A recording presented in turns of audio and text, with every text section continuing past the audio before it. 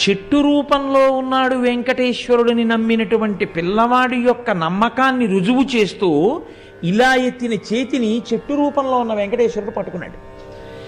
ఎవరు పట్టుకున్నారు చెయ్యని వెనక్కి తిరిగి చూశాడు. చతుర్భుజుడైనటువంటి స్వామి పట్టుకున్నారు అతని చేతిని. ఆయన చూసి కాళ్ళ మీద పడిపోలేదు, స్తోత్రాలు చేయలేదు. స్వామి మీకు పెట్టకుండా తినేశాడు అని కొడదాం అనుకున్నాను అన్నాడు. ఆయన నడవడం ఒక పెట్టి తిన్నాడు. నువ్వు కూడా తిను స్వామి, నువ్వు తిన్నాక తినడం మాకు అలవాటు, నువ్వు తింటే మేము తింటామన్నాడు. నేను తినేశాను, తిన్నాకే వాడు తిన్నాడు, వాడిని ఎందుకు చెనకతావు?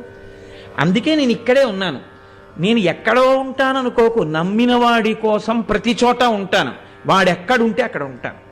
వాణ్ణి పొదివి పట్టి తల్లి బిడ్డన్ని కాపాడినట్టు కాపాడుతూ ఉంటాను. అది నా ధర్మం, అది నా కర్తవ్యం. కాబట్టి నేను ఈ రకంగా నీ బిడ్డకి దర్శనం ఇచ్చానన్నాడు.